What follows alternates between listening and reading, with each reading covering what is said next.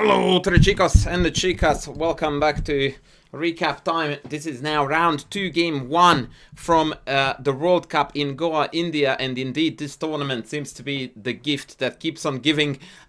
We have had a very large number of very fun games. Initially I wanted to cover a fair few of them, focusing on the critical points, but I decided against it because I thought that it's more educational if we focus on one game more in depth. And on that note, we are going to have a look at Shakhriyar Mamedyarov against my countryman Hungarian Gergely Kantor.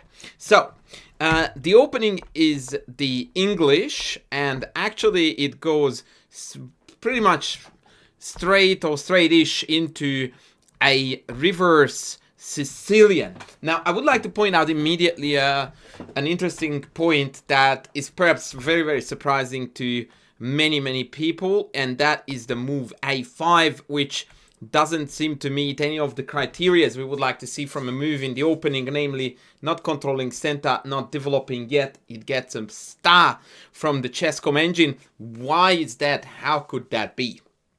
Here is the deal.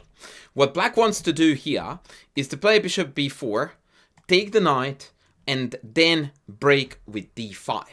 However, if we play bishop b4 right away, then if they played a3, then of course take, and then we play d5, and we are golden. But white in this position has the cheeky knight ge2 move available, and now taking makes no sense, since after knight takes, all I did was that I gave up my bishop pair, and I still can't break with d5. And so what black is doing here is playing a useful move that fits the bill in many ways. Note how I carefully avoid the term waiting move. That thing doesn't exist in openings. Forget that. We're not waiting. We always play a move with purpose. And a5 serves a number of different purposes.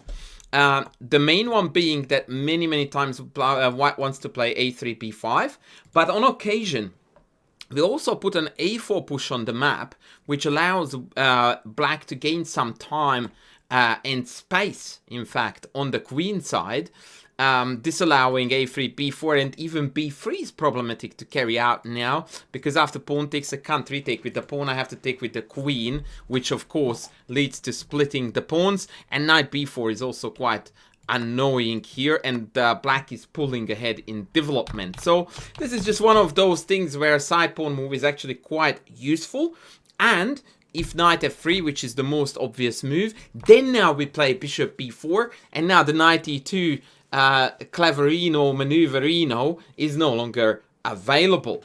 Now a3 takes, and queen e7 had to be played because e5 was hanging, and after b3 we are now immediately striking at the center with d5 takes, knight takes, queen c2, and e4.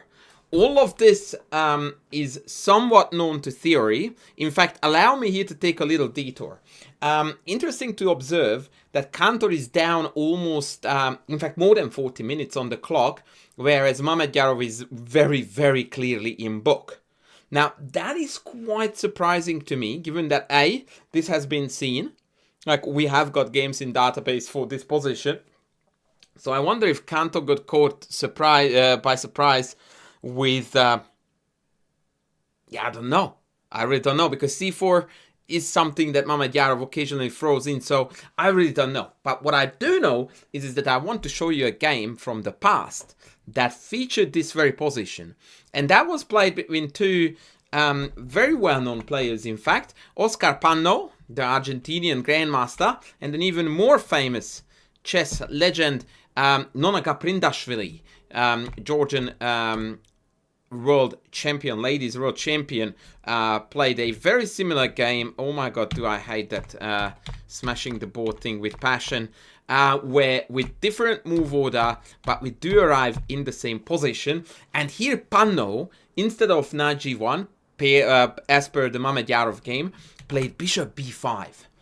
And this is a very curious move because it allows black a marvelous finish, which regrettably Gaprindashvili missed. Here, e takes f3 is a beautiful. Saccharino takes, queen d7, queen takes a8, and here there are already multiple ways to win the game. The engine's favorite move is actually queen b5. Very, very, very cool stuff there. Yeah, queen b5. What a move.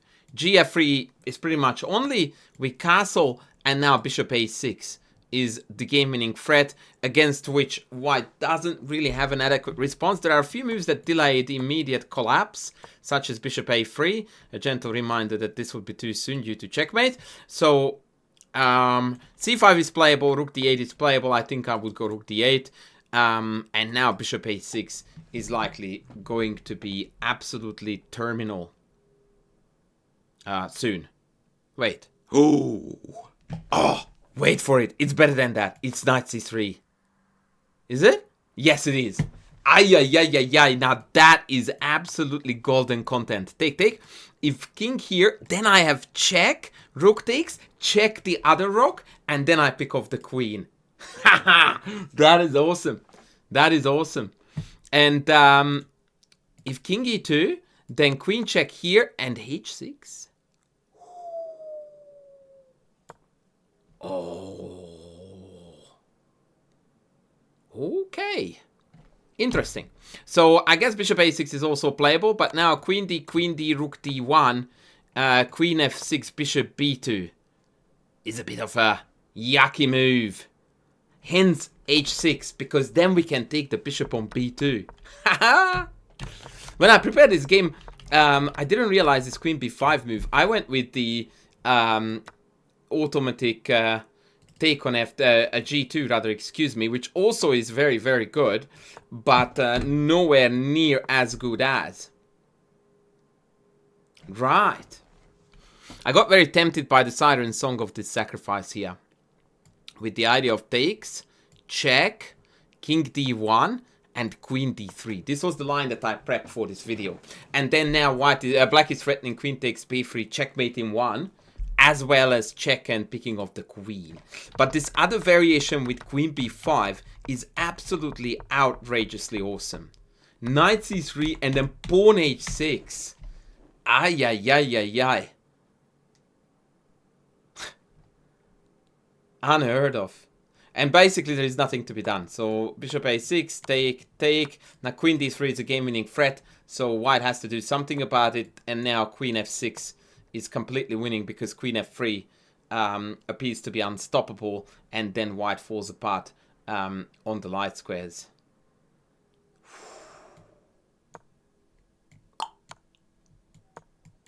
Something is always hanging. Wow! So this was the predecessor, the game that may or may not have been known to the players. Either case, Mamedyarov opted to play knight g1, best. And here, by the way, shout out to 21st century engine chess.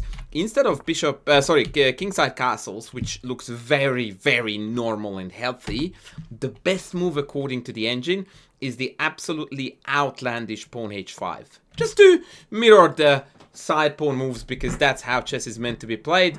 Bishop b2, and here h4 is recommended by the engine, but so is rook h6. And after bishop g7, rook g6, bishop b2, we have bishop f5. And in strong contrast to the game, f4 now is not playable. Because I thought we had take here. But maybe that doesn't quite work. Does it? Because d5 is hanging. Oh, check. Okay. Check. And then we get this. Or we get this. Man, I keep on discovering new and new lines here. Wow. That is very cool. Anyway, going back, let's go with the game. Castles. Very normal. Bishop b2, bishop f5, and f4. And we are getting here very strong Lars and Spassky vibes, by the way, barring the fact that black has already committed to kingside castling. And you are itching here.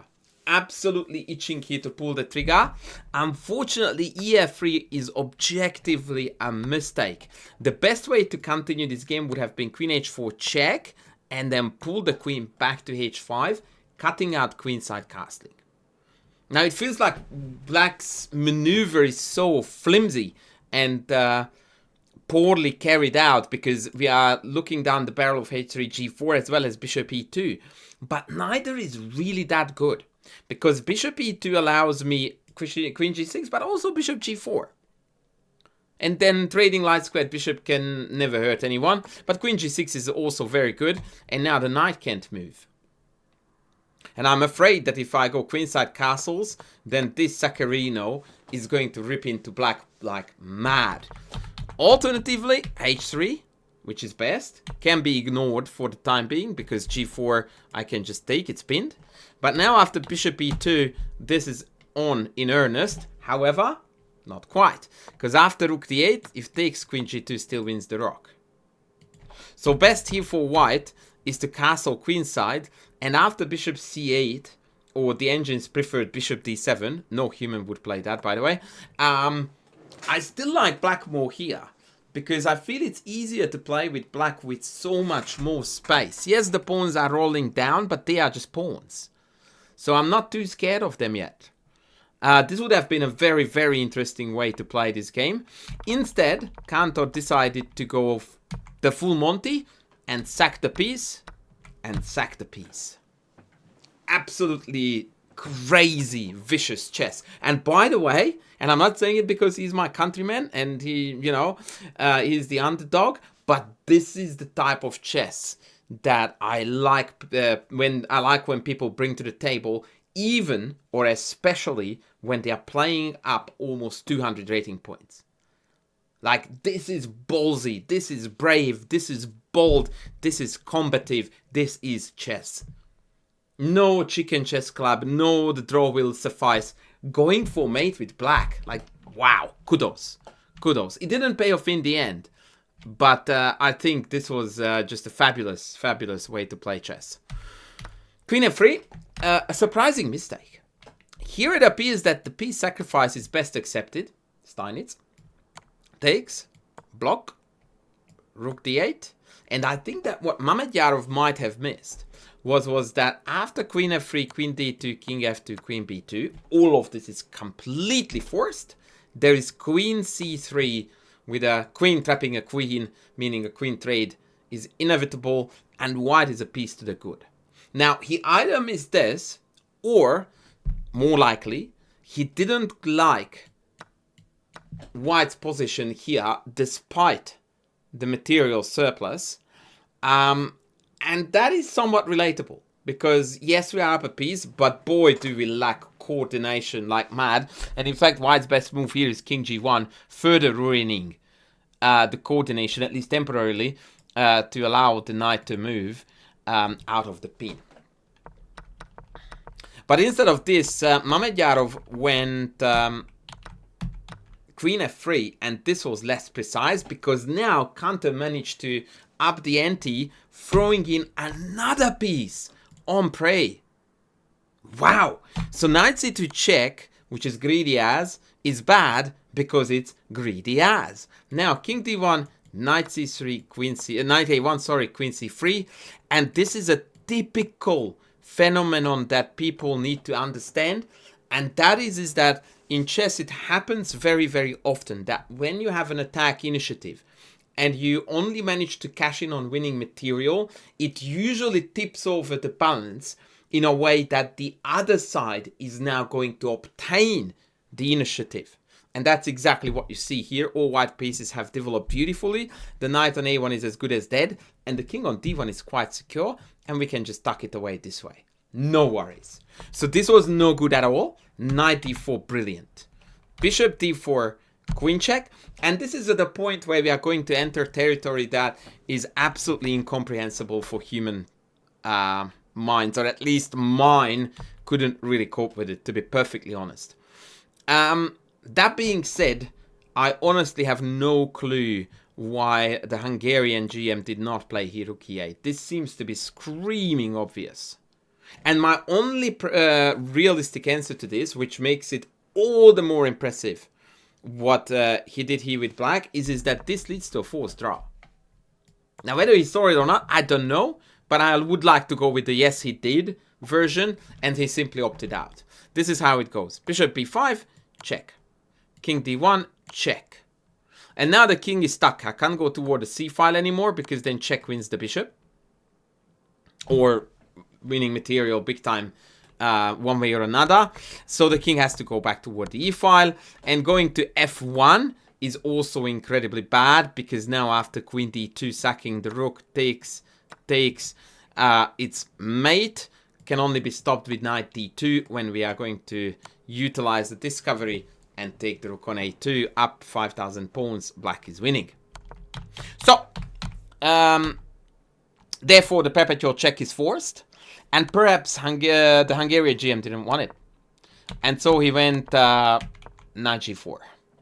But now, unfortunately, the the white pieces begin to coordinate really, really well for the defense. Knight e5, queen f4, and I don't know why the engine gives a double question mark to this. I think it's erroneous. I've checked it with other engines, and they absolutely approved of queen f4. Queen d5, knight f3, and a4. Now, this is a cute motif that was relevant in some variations of the game. For example, here, instead of knight e5, the engine really likes, again, h5. And I looked at a line like queen h5, a4 again. And after ba, I have got actually queen d5 hitting both rooks. Although that's not the best move, once again, according to the Silicon Monster. But the geometry is absolutely breathtakingly beautiful. Better is rook e6, by the way. And the white king is in extreme danger. In fact, black is completely winning here, but that was not a forcing line. Anyway, knight e5 played, queen f4 played, queen d5, knight f3, and this is where the game sort of is slipping away from white, because now all the white pieces have arrived to the party and black has run out of threats. Yes, the b3 pawn is a bit of a thorn in our side, but that is manageable. c5 very logical, but unfortunately not good enough. d4, knight g6, and yeah, white is now just up a piece, nothing to be done.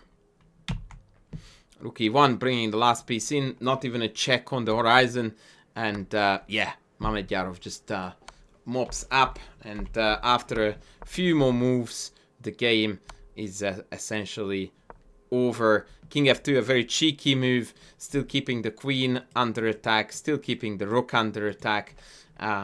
And yeah, queen f3 was played, but of course, after rook takes f3, white is completely and utterly winning. The idea being that after rook takes e1, I have time to sneak in a check, and if the king goes here, I have another check. Very, very, very nice stuff. And if the king goes here, then I can go tuck, tuck. This is actually the coolest tactic of the day.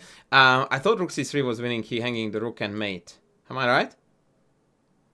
Yes. Oh, that's not mate though. But it traps the knight. Yeah, so I can just take g4, h4 rather, and be a piece up. And so Kantor resigned.